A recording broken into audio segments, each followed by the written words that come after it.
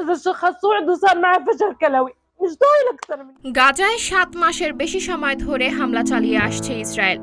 দেশটির হামলার ফলে গাজায় ভয়াবহ খাদ্য সংকট দেখা দিয়েছে। এছাড়া উপত্যকা জুড়ে দেখা দিয়েছে বিভিন্ন রোগের প্রাদুর্ভাব।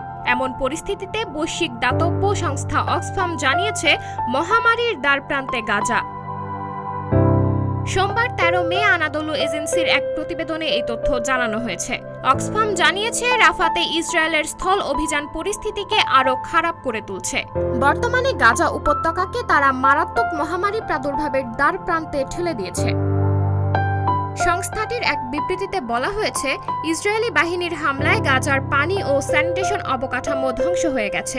এছাড়া তাঁবুর বসতিতে অতিরিক্ত ভিড়, অপুষ্টি ও গরমের কারণে ফিলিস্তিনিদের মধ্যে মহামারীর প্রাদুর্ভাবের মারাত্মক ঝুঁকি দেখা দিয়েছে। বিবৃতিতে আরও বলা হয়েছে, রাফাতে ইসরায়েলি আগ্রাসনের কারণে ইতোমধ্যে 3.5 লাখ মানুষ আশ্রয়কেন্দ্রে এবং শিবিরে পালিয়ে যেতে বাধ্য হচ্ছে।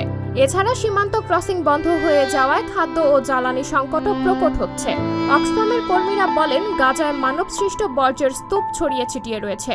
এছাড়া সেখানকার মানুষ নোংরা পানি পান করছে এবং শিশুদের নর্দমার পোকামাকড় কামড়াচ্ছে।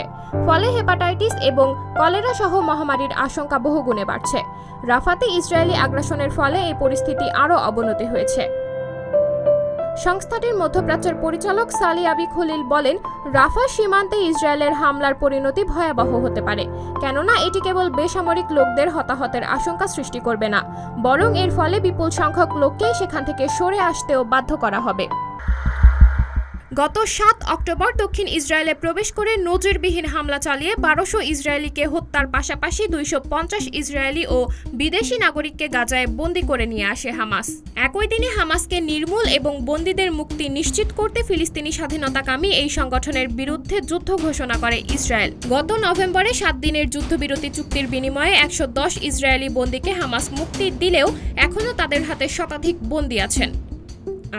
অন্যদিকে গাজার স্বাস্থ্য মন্ত্রণালয় জানিয়েছে, গত 7 অক্টোবর থেকে গাজা উপত্যকায় ইসরায়েলি হামলায় নিহতের সংখ্যা 35,000 ছাড়িয়ে গেছে। তাদের অধিকাংশ নারী ও শিশু। এছাড়া এ পর্যন্ত 77,000-এর বেশি মানুষ আহত হয়েছে। সাবরিনা জলিল, সবার কথা।